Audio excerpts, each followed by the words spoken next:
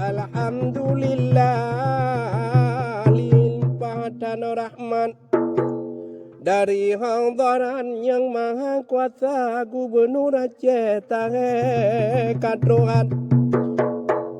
Wate kadepat gelanti sigra kapelantikan pimpinan rakyat Mualim Depan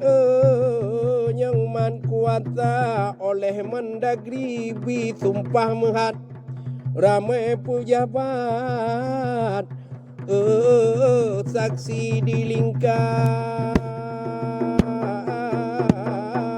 mandum undangan kenan troh legat urang yang gap-gap undang dumurada yang tan undangan lun tuan menghat karena tan pangkan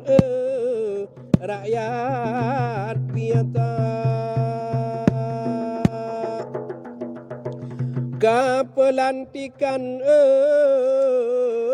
nyan katro banget katro ban aja lagi gucita taban tadukung kuda gampung jepat cimungan baran Bandung sedang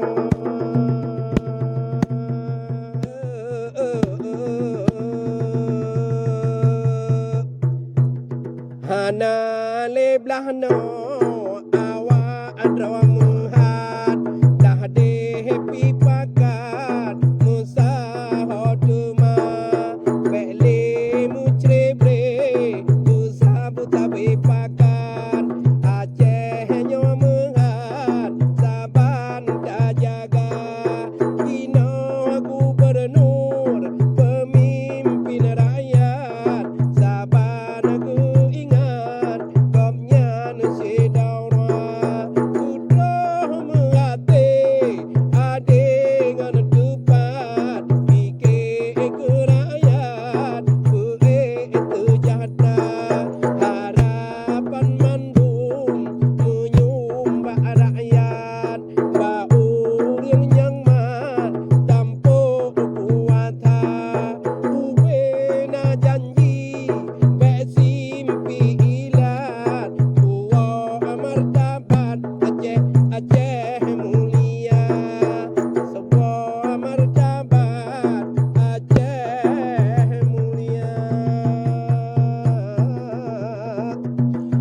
saban tadukung bek sirong badan tanyo adum rakyat sambut gembira Aceh bermakmur bermaju syariat hukum ngan adat sesuai agama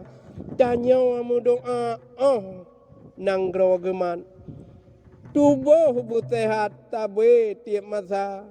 getem peduli jut si dum rakyat pikiran bulat ke adirata pemimpin kamau jinau ka tepat nang roka nematmu ubah benar lagi visi misi janji nuh ledat di prehle rakyat gampungan kuda segala bidung jut ruang tempat